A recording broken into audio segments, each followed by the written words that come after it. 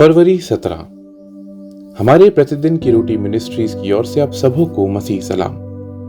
आज के संदेश का शीर्षक यीशु में बढ़ना, कैरन वांग की ओर से। आज के पवित्र शास्त्र का भाग 2 कुरिन्थियों अध्याय 12 पद 6 से 10 से लिया गया है। क्योंकि मैं घमंड करना चाहूं तो भी मूर्ख ना होऊंगा, क्योंकि सच बोलूंगा तो भी रुक जाता हूं। ऐसा ना हो कि जैसा कोई मुझे देखता है या मुझसे सुनता है, मुझे उससे बढ़कर समझे, इसलिए कि मैं प्रकाशनों की बहुतायत से फूल न जाऊं। मेरे शरीर में एक कांटा चुभाया गया, अर्थात शैतान का एक दूत, कि मुझे घूंसे मारे ताकि मैं फूल न जाऊं। इसके विषय में मैंने प्रभु से 3 बार विनती की कि मुझसे यह दूर हो जाए, पर उसने मुझसे कहा, मेरा अनुग्रह तेरे लिए बहुत है, क्योंकि मेरी सामर्थ्य निर्बलता में सिद्ध होती है।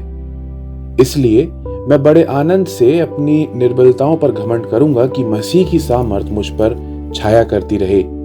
इस कारण मैं मसीह के लिए निर्बलताओं में और निंदाओं में और दरिद्रता में और उपद्रवों में और संकटों में प्रसन्न हूं, क्योंकि जब मैं निर्बल होता हूं तभी मैं बलवंत होता हूं। आज का मुख्य वचन 2 कुरिन्थियों उसका 12 उसका 9। मेरी सामर्थ निर्बलता में सिद्ध होती है।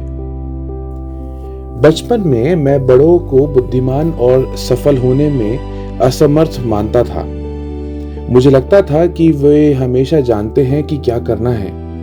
एक दिन बड़ा होने पर मुझे भी हमेशा पता रहेगा कि मुझे क्या करना है।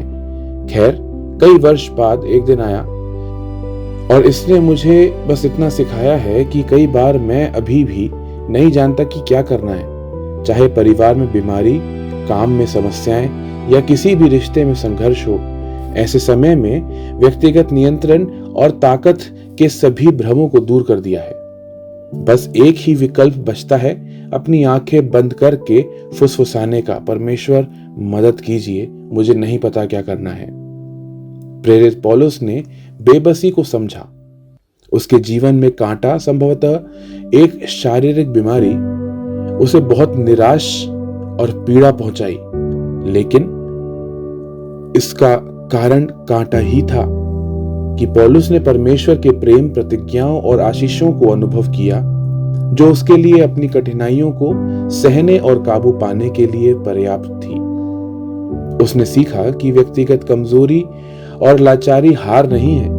जब यह विश्वास संग परमेश्वर को समर्पित किया जाता है, तो वे अपनी परिस्थितियों में और उनके द्वारा काम करने के लिए उसके लिए उपकरण बन जाते हैं। हमारा बड़ा होना यह नहीं है कि हम सर्वज्ञ हैं। वास्तव में हम उम्र के साथ समझदार होते जाते हैं, लेकिन अंत में हमारी कमजोरियां अक्सर हमारी वास्तविक शक्तिहीनता दर्शाती है।